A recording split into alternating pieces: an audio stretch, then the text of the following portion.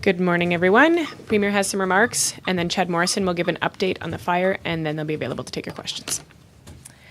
All right, thank you. And as well, I'm joined by Minister Danielle Larivee and Scott Long from Alberta Emergency Management.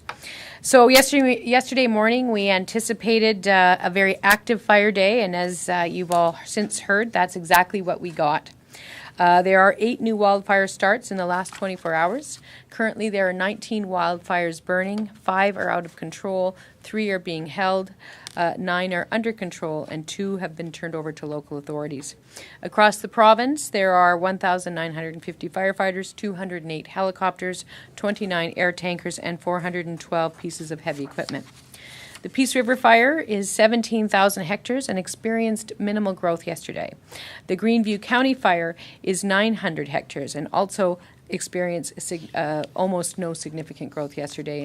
And really hats off go to our wildfire fighters who did an excellent job in holding those 2 fires. The Slave Lake fire is now under control. Clear Hills County and Fox Creek are under an evacuation preparedness order, and the mandatory evacuation of Little Smoky has been lifted. So with respect to the Fort McMurray fire, it continues to burn out of control. The wildfire is now estimated to be roughly 355,000 hectares. It was 285,000 hectares yesterday, so as you can imagine, that represents significant growth. Mother Nature continues to be our foe in this regard and not our friend. We have another hot day today, around 25 degrees in the Wood Buffalo region with humidity of 20%. Winds are from the west at 20 kilometers per hour, gusting to 35. Now, good news at the Cheecham Tank Farm, the fire line has held and winds are now blowing to the east away from the facility. So we're pleased about that. On the other hand, last night, all industry work camps north of Fort McMurray and south of Fort McKay were issued a mandatory evacuation order. This includes the Syncrude and Suncor facilities south of Fort McKay, Ruth Lake, Borealis Lodge, Millennium Lodge, and Hudson. All non-essential staff, about 8,000 people, have been evacuated mostly to the north. The remaining staff will ensure site safety and stability while it is safe to do so, and plans are in place to evacuate them if and when needed. We expect fire growth in the area of many of these camps today. Already we've been told that Black Sands Lodge, a privately operated accommodation for oil sands workers, has been destroyed by fire. 665 units were lost. Other facilities along the Astra Road, including Neralta Lodge, which has 3,700 rooms, and Birch Creek, which has 360 rooms, are evacuated and are currently at risk. So this area will be the primary focus of suppression efforts today by firefighters. And as I've already said, weather conditions will make this work extremely challenging. In particular, the focus will be on the Northlands Product Sawmill and on industrial camps that I've just mentioned. Westerly winds will push the fire closer to Suncor and Syncrude, but we expect very high resiliency with both those facilities. In the community, firefighters will work jointly, both municipal as well as provincial, to hold the Parsons Creek and Thickwood area. They were, of course, they weren't threatened ultimately yesterday at all. We've now, however, had disturbing news from Fort McMurray this morning that we did have 2 separate explosions within the city, damaging roughly 10 homes in the communities of Dickensfield and Thickwood. These fires were swiftly controlled and put out promptly by firefighters with the municipality. In terms of preparing the community for re-entry, work continues to be hampered by extremely poor air quality. Yesterday, on a scale of 1 to 10, the Air Quality Health Index in Fort McMurray did reach 38 in some places. Now it's sitting around 13, much lower than yesterday, but still very high, and with inversion processes, it's still possible that it could go higher.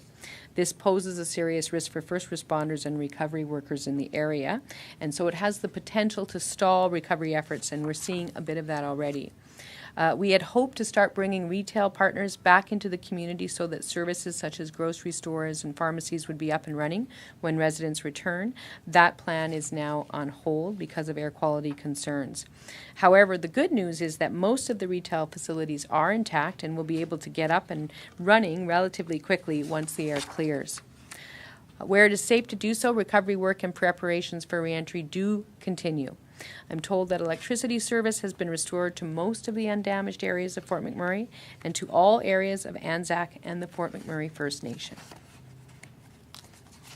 Gas service has been restored to more than 60% of the city.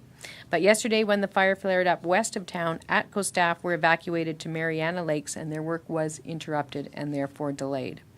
The 400 workers who had been brought in to prepare the Fort McMurray Hospital for reopening have also now been evacuated from the community.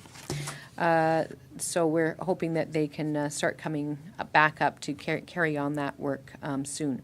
Structural damage assessments of homes and other buildings are effectively completed.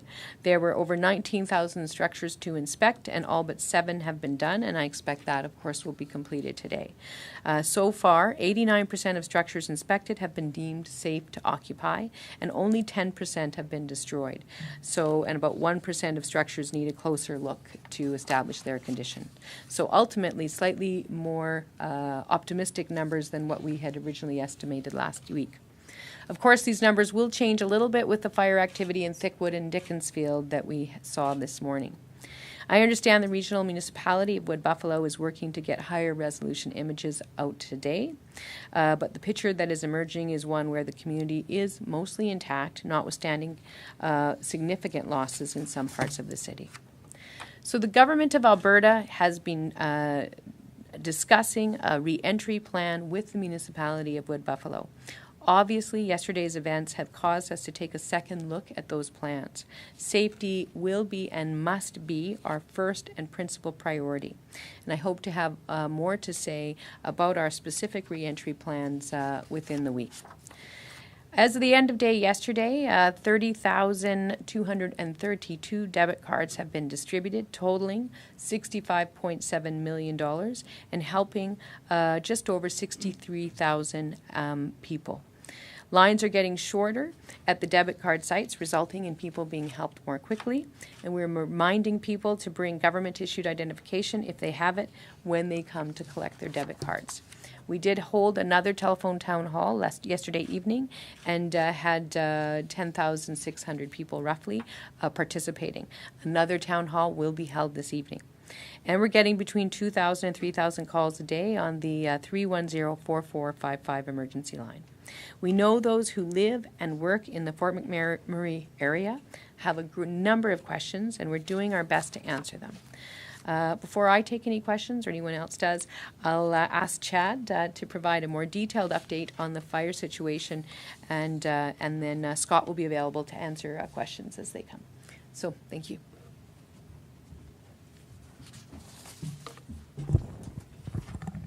Thank you, Premier. Chad Morrison with Alberta Wildfire. So as the Premier noted, the fire is now at over 354,000 hectares. Due to the extreme wildfire conditions we had yesterday, an excursion on the western flank moved north parallel to the community of Fort McMurray and threatened the oil and gas and industrial facilities to the north. It is held just south of these main oil and gas and oil sands facilities, south of Suncor and Syncrude, but it has impacted, as the Premier noted, the Black Sands Lodge. Today we expect these strong west winds and hot and dry conditions again to challenge firefighters in extreme wildfire conditions. We expect the excursion now to move east towards the Suncor's facility, Northland Sawmill, and potentially towards northern portions of Fort McMurray. But we're still optimistic that firefighters will continue to hold those northern neighborhoods of Thickwood, Timberley, and Parsons Creek.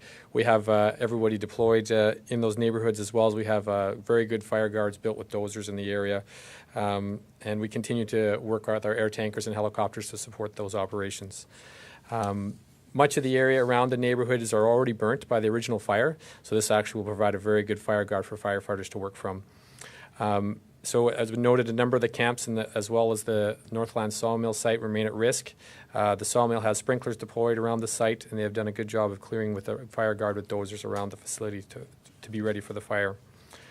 When the oil sands sites have large fuel and vegetation breaks and are very resilient to wildfires, and so obviously their industry firefighting resources are ready.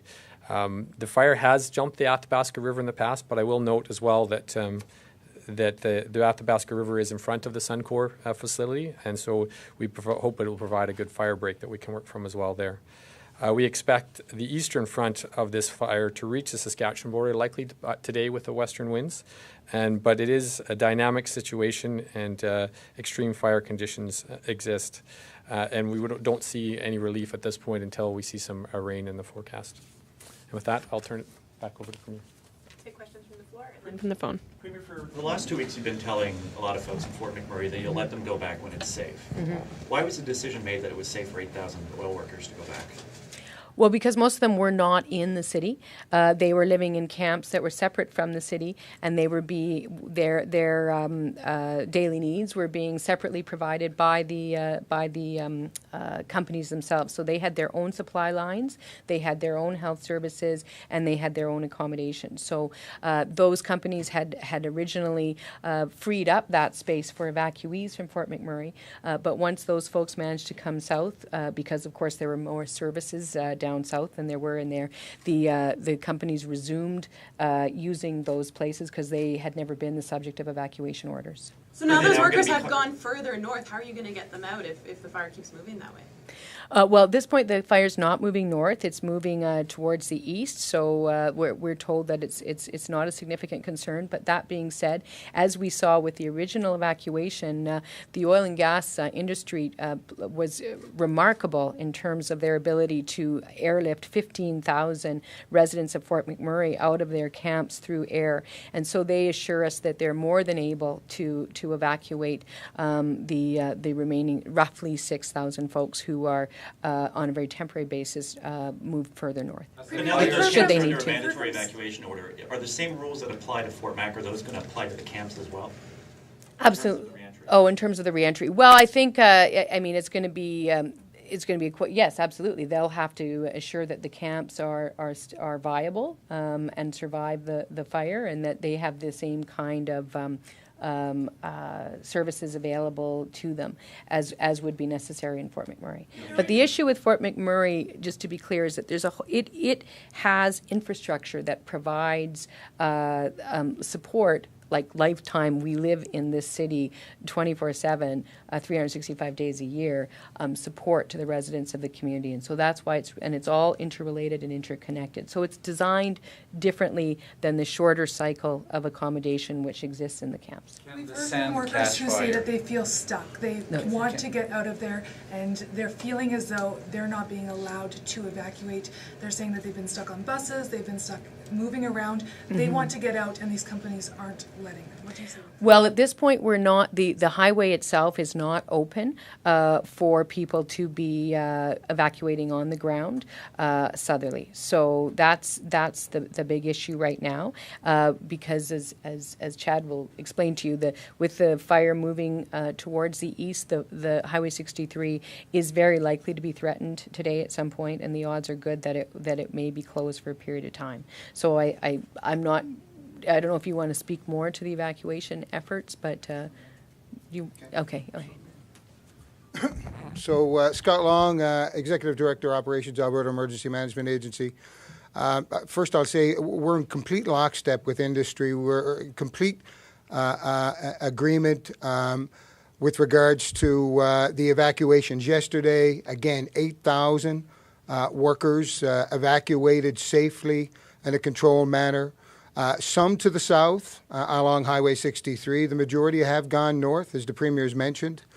We had conversations this morning, and industry, in conjunction with us and the Regional Emergency Operations Centre in Wood Buffalo, are looking at other contingency plans for evacuation by ground and by air.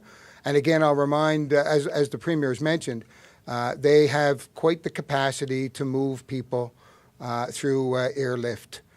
So as it stands right now, those northern camps are not under threat, and we do have the time and space required to conduct an orderly evacuation if required. And those plans and that discussion is ongoing. But those people who are there and want to leave and aren't being allowed to leave just have to wait until the industry says that it's okay.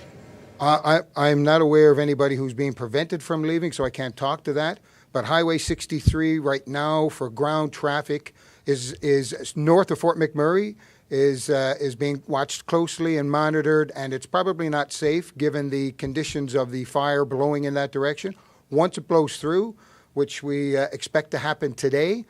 It'll be all the fuel in that area will be burned through. So Highway 63 we expect to quickly reopen later today or this evening. But and as soon as it does, it will be absolutely open for ground transportation to the south. We've got two separate explosions today then in Port McMurray? We've got two? Last night, there were two separate explosions reported by the Regional Emergency Operations Center in Wood Buffalo. One in the Dickinsfield area, as the Premier has mentioned, and the other one in the Thickwood area. They are under investigation, but this is why we have 170 structural firefighters still in Fort McMurray. They were well positioned. As soon as these things happened, they were dealt with promptly to mitigate as much as they could the damage, but there were some additional structures that residents that did burn as a result of those two explosions. Why? Under investigation. It could have been a number of different factors, and I can't tell you why. Were you putting gas back into those homes at the time? I can't comment on that. I don't know. Potentially, how dangerous are these fires to the oil sands sites and the mines? Chad? Sure. Yeah, Chad with Alberta Wildfire. So I've been on these fires up in here in 2011. So to the north of this, generally these sites with the lack of vegetation, the trees removed, are very resilient to wildfire. And so the issues are for us are the industrial camps, the Northlands facility at this point. So in the past, the experience has taught us that because they're clear vegetation, have lots of gravel on site, and they have an industrial firefighting service on site as well that understands this, and we're working closely with them. That again, we feel fairly confident that the sites themselves will be okay. Can the sand actually catch on fire? From our experience in 2011, we didn't see that. So we had, like I said, numerous wildfires around there. But again, I'm not an expert on such things. The industrial firefighting folks would be able to speak more to that.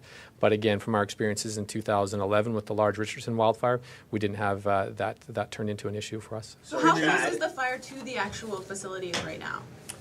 See if I have. I'll pull up a map here. So as you can see, the fire is bumped up to the south and around the outside of the Suncor facility. With the westerly winds today, we actually expect that to push towards the highway into the Athabasca River. So the Syncrude facility to the north, we expect favorable winds, so that to be less of an impact there. And then as well, with the Athabasca River and Highway 63 in between the Suncor site and the fact that the Suncor site, as you can see, that doesn't have vegetation on it, are less of a concern right now. Although, of course, we're very concerned and wanting to protect all the facilities there. Our number one priority right now is to make sure we maintain and protect the community of Fort McMurray. Then some of the other ones and factors there, obviously, is the Northland sawmill site and some of those industrial camps that are very important support facilities there too. So again, in those forested areas, that's our main primary concern. And like I said, we feel that there's good resilience with the industrial sites. Chad, as far as the risk as far as the risk to the neighborhoods, to Timberley, to Parsons Creek, you said that there's good dozer guards in there, there's a burn scar, but at the same time, we were hearing those assurances when the initial evacuations happened. We were hearing that the dozer guards were in place, that Avocen and Beacon Hill were safe.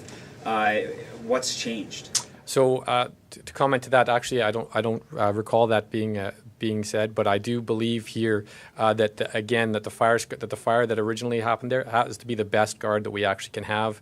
Also, too, as we've seen, our firefighters have had extreme success in those neighborhoods in the north and have done very, very well there. So we are very optimistic that we'll continue to hold there. And then as well, we've had the ability and time. We've had some good firefighting days last week and got a bunch of dozer guard in around those communities itself.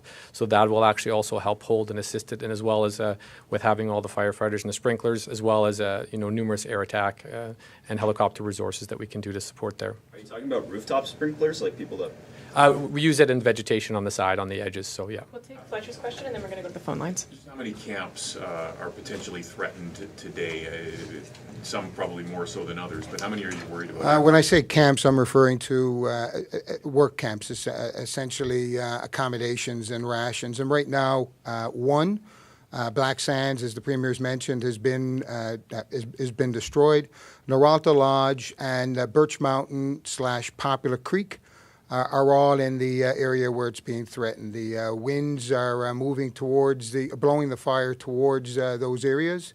I know that there have been mitigation measures put in place, but whether they hold or not, I'm not sure. And what happens if it hits the facilities? Well, the facilities have been all evacuated safely yesterday.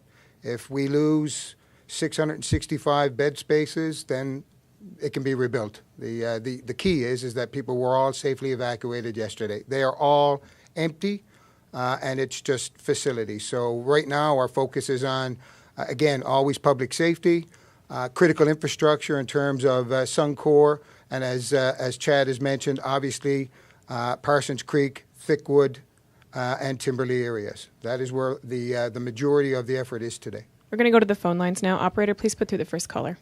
You can come back. The first caller is Dawn Brait from the Calgary Herald. Just an overall question. Given what happened in Fort McMurray last night with what I take it were explosions rather than fire caused, fire triggered by other fire, can you tell us what your assessment is of whether Fort McMurray is actually safe from serious renewed fire damage? And as a subsidiary of that, is there actually any fire still burning within the boundaries of Fort McMurray itself?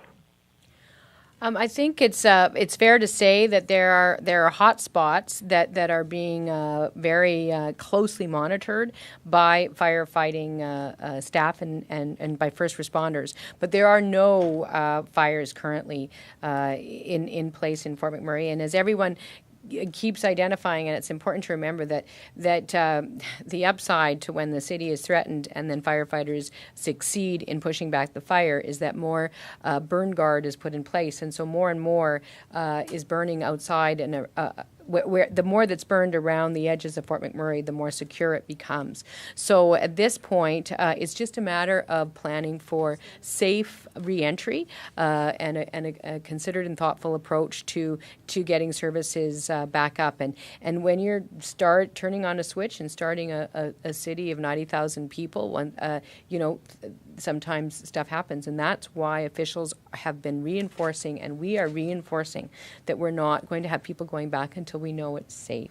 And that's and what those two incidents last night demonstrated to us is that that's the right way to go, that we need to make sure that we've got everything queued up before people come back in, because we want to make sure it's safe. Did you have a follow-up, Don? That's okay, thanks. Okay. There's a number of questions on the phone, so I'm going to take the calls from the phone and then I'll come back to the floor. Okay, guys? Operator, please put through the next caller. The next caller is Nia Williams from Reuters. Hi. Do you think you underestimated the fire, and will you be asking for more outside help again, given firefighters must be exhausted after 2 weeks of this? Well, I'll say a preliminary answer to that and then pass it on to Chad. But no, I think right from the very outset, this fire has gotten a tremendous amount of attention, and we've been always very cautious very aware of its capacity to grow and its capacity to turn around depending on the winds, and always watching what's burned and what hasn't, and what threat those things that haven't burned could potentially allow for. So certainly in the briefings that we've been receiving, we've been aware of this, and this is why we're taking a more careful approach to planning reentry, because we know that we have to make sure that these other hazards are well addressed before people go back. But in terms of firefighting resources, we're certainly assured that we have all that we need right now, and work is underway to liaise with our provincial counterparts as well as international counterparts under agreements that are in place between the province and those bodies. But that being said, I don't know, Chad, if you want to offer anything else to that. Yeah, it's Chad with Alberta Wildfire. We were fortunate to have some cooler weather last week, but we haven't seen significant rain in this area for over 2 months. So we always have known that this is an extreme wildfire that we have to deal with in extreme fire environments. That being said, resource-wise, we continue to pour firefighters in here when safe to do so. We have firefighters from across Canada, and I think pretty much from every single province. We continue to get great support from our municipal partners throughout the province on the structural side, and as well throughout Canada on the wildfire side. And as the Premier noted, we also have agreements as well, that we have our international agreements, and our international partners have reached out to us. When we need to bring those folks in, we will. We've already cycled a bunch of our firefighters and crew out with fresh folks, so we have a bunch of fresh firefighters in there now as we speak.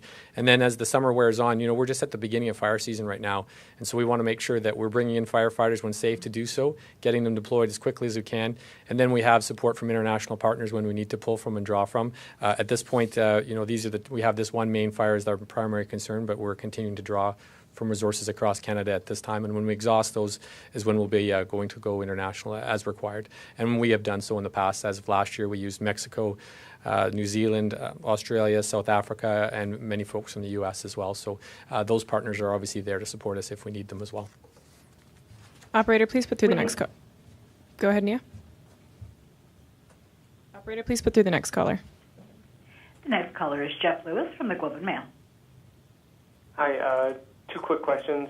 What is the proximity of fires to the Ruth Lake and Dover substations operated by ATCO, and are they at risk? The Scott Long, Executive Director Operations, Alberta Emergency Management Agency. Right now, we're not aware of any threat to those particular ones, certainly in the Ruth Lake area, which is north of the Syncrude facility. In fact, the Syncrude facility itself and the mitigation measures that they have in place offers a really good protection for that piece of critical infrastructure to the north. There have been hopes for a quick restart to oil sands production that was lost due to the emergency shutdowns. Is there any sense now, or how much of a delay are you looking at before operations can resume? And will you be more cautious before giving companies a green light to restart? Well, to be clear, a number of them have restarted or are in restart processes that are north of here. So that work is underway. I think really the timelines with respect to restart are more within the parameters of the companies in terms of what they believe that they can do safely. And so again, they will work with them to ensure that when restart begins, that it's done safely. But I'm not even. Had Syncrude restarted yet? I don't think. Yeah, no. So I think Syncrude was still in the process of evaluating the safest mechanisms for their restart. So that work had been underway. They too essentially were doing that recovery work before they actually flipped the switch, and so then that's been delayed a bit. But we'll see how long. And then I'm not exactly sure what the state of play was for Suncor, but I would urge you to contact those companies specifically.